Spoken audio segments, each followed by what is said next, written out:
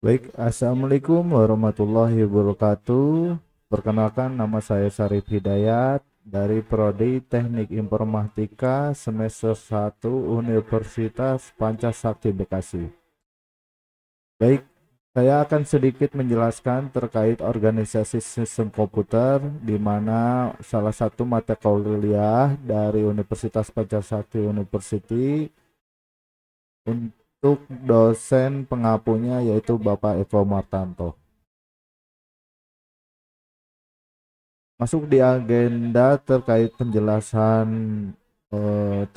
organisasi sistem komputer, di mana yang pertama pendahuluan, yang kedua sistem bilangan, yang ketiga rangkaian logika, dan yang keempat organisasi sistem komputer.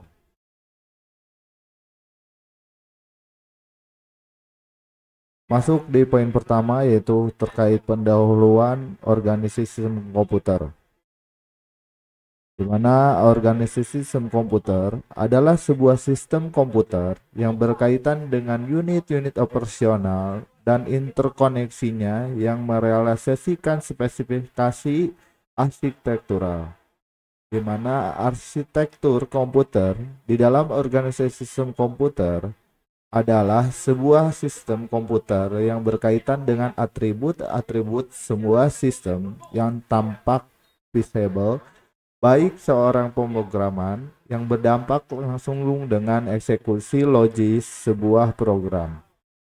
Ada beberapa alat pengelola yang dapat digolongkan ke dalam 4 kelompok besar dalam organisasi sistem komputer. Yang pertama adalah peralatan manual, yang kedua peralatan mekanik, yang ketiga peralatan mekanik elektronik, dan yang keempat peralatan elektronik. Dan berikut ini adalah alat hitung tradisional dan kalkulator mekanik dalam organisasi sistem komputer. Ada 6 alat hitung untuk alat hitung tradisional. Di mana yang pertama adalah ada abakus, dan berikut adalah keterangannya. Dan yang kedua ada kalkulator roda numerik. Yang ketiga analytical engine. Yang keempat tabulating machine. Yang kelima kalkulator diferensial, dan yang terakhir komputer elektrik. Dan berikutnya adalah histori terkait perkembangan komputer, di mana dari beberapa generasi dimulai dari komputer generasi pertama dibentuk pada tahun 1941 sampai dengan 1956. Di mana ada beberapa karakteristik. Saya ambil contoh untuk komputer generasi pertama dengan karakteristik yaitu kapasitas penyimpanan utamanya yang terbatas 1000 sampai dengan 4000 byte. Dan yang komputer generasi kedua dibentuk pada tahun 1956 sampai dengan 1964, di mana salah satu karakteristiknya yaitu untuk generasi komputer generasi kedua yaitu mempunyai kapasitas penyimpanan lebih banyak, mencapai 4 kilobyte sampai dengan 32 kilobyte. Dan untuk komputer generasi ketiga dibentuk pada tahun 1965 sampai dengan 1971 dengan karakteristik yaitu magnetic core dan penyimpanan utama yang padat, mencapai 32 kilobyte sampai dengan 3 megabyte. Lanjut di komputer generasi keempat yaitu dengan karakteristik peningkatan kapasitas penyimpanan lebih 3 megabyte dan kecepatan turun lebih cepat. Lanjut di komputer generasi kelima, di mana di generasi kelima dengan semakin pesat perkembangan networking, perkembangan terpacu pada konsep parallel computing dan data clustering, data grid computing. Dan berikut ini adalah secara simbolnya. Lanjut, secara paralelisme pada suatu komputer dapat diklasifikasikan pada beberapa tingkatan, Yaitu yang pertama tingkat pekerjaan, yang kedua tingkat prosedur, yang ketiga tingkat instruksi, yang keempat tingkat aritmatika. Dan berikutnya adalah konsep paralel computing dan data clustering. Dan secara grid computing yaitu sebagai konsep paralelisme komputer yang lebih luas disebut sebagai grid computing. Dan berikut ini adalah aplikasi dari grid computing. Dan dalam suatu kita ambil contoh, dalam suatu medan pertempuran diperlukan sistem yang canggih untuk mengoperasikan perangkat militer, terutama untuk komunikasi antar sistem. Lanjut di poin 2 terkait sistem bilangan, operasi aritmatika, dan pengkodean. Di mana sistem bilangan sendiri yaitu sebagai operasi aritmatika dan pengkodean merupakan materi dasar yang perlu dipahami sebelum kita mempelajari lebih dalam mengenai organisasi sistem komputer. Di mana ada beberapa representasi data pada sistem bilangan, yaitu antara lain bilangan biner atau informasi berkode biner lain dioperasikan untuk mencapai beberapa hasil perhitungan-perhitungan aritmatik, pemrosesan, dan data operasi logis. Berikutnya adalah tipe data dari sistem bilangan, data numerik, yang kedua data logikal, yang ketiga data bit atau tunggal, dan yang keempat data alphanumerik. Dan berikutnya ada terkait sistem bilangan komputer, di mana ada bilangan biner, bilangan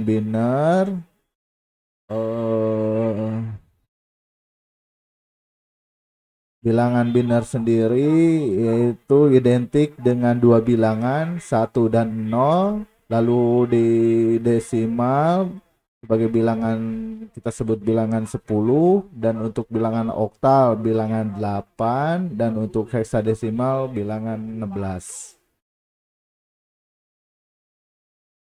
Lanjut secara compare sistem bilangan. Berikut ini adalah contoh bilangan basis X ke desimal, dan berikutnya ada secara penyelesaian untuk perhitungannya, dan secara representasi bilangan dapat dinyatakan dengan sign bilangan dan posisi titik radikal. Dan berikutnya adalah secara arithmetic fixed point. Lanjut di contoh aritmatika floating point. Dan berikutnya adalah representasi bilangan positif dan negatif pada bilangan biner. Berikut contoh secara perhitungannya. Dan lanjut secara penjumlahan dan pengurangan dengan komplement 2. Dan berikutnya adalah secara perhitungan terkait bilangan 6 bit. Lanjut di contoh terkait kode biner. Masuk di poin 3, rangkaian logika, di mana secara rangkaian logika atau digital merupakan satuan dari komponen-komponen elektronik pasif dan aktif yang membentuk fungsi pemrosesan sinyal digital. Komponen-komponennya terdiri dari pasif, aktif, yang membentuk kesatuan yang membentuk elemen logika, di mana diantaranya yaitu ada gerbang logika, di mana secara gerbang logika sendiri ada beberapa penamaan terkait not, and, nen, or, nor, for, XNOR. Lanjut di rangkaian terkait gerbang logika, di mana secara rangkaian gerbang logika yaitu secara kombinasional dan sekuensial. Cara berikutnya adalah secara rangkaian logika kombinasional, di mana secara output bergantung pada keadaan nilai input pada saat itu saja.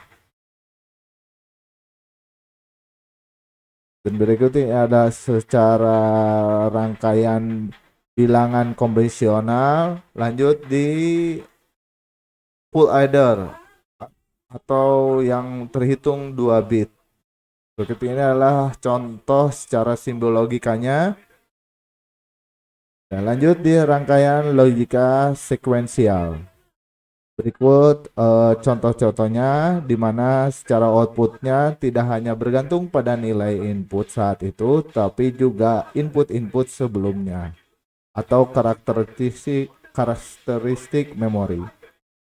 Dan berikutnya ini secara register di mana ada beberapa register. Yang pertama register seri dan yang kedua register paralel. Dan berikutnya adalah secara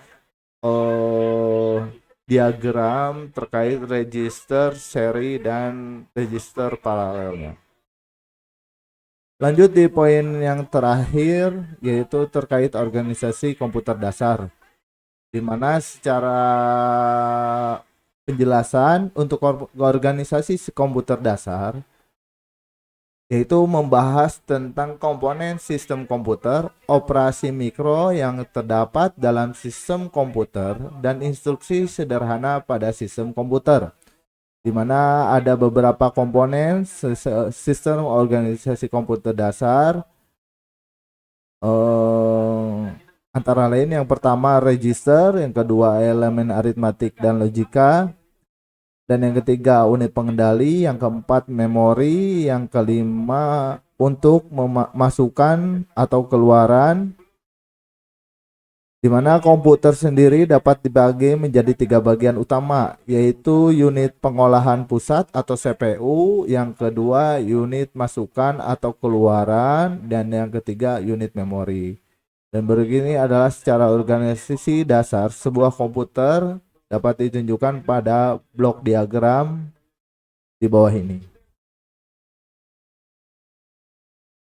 Dan selanjutnya terkait operasi mikroorganisasi dasar komputer, dan berikutnya adalah operasi tingkat rendah yang dapat dilakukan oleh komputer atau CPU, sehingga fungsi-fungsi operasi akan dihasilkan untuk memindahkan data antar register. Dan berikutnya adalah secara contoh notasi tersebut.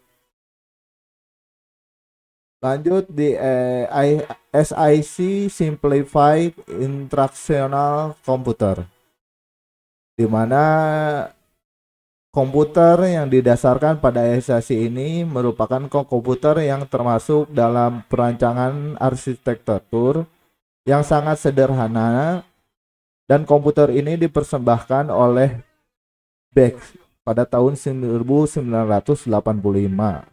di mana secara struktur mesin SIC terdiri dari CPU, unit memori, minimal 1 unit. Untuk CPU yang digunakan terdiri dari 13 register khusus seperti yang ada pada tabel di bawah ini. Dan berikut ini adalah secara keterangannya, di mana secara pengguna register pada SIC dapat dijelaskan di bawah ini. Kita ambil contoh secara register A, di mana register yang digunakan untuk proses perhitungan. Lanjut di kumpulan instruksi SIC, di mana ada 21 instruksi SIC yang digunakan, di mana pada instruksi ini M menunjukkan address memori dan operan, dan M menunjukkan nilai yang disimpan pada address memori tersebut. Opkode instruksinya ditulis dalam notasi heksadesimal atau bilangan yang kita sebut bilangan 16. Dan berikut ini ada secara penjelasannya. Baik, hanya itu yang bisa saya sampaikan terkait penjelasan untuk organisasi sistem komputer.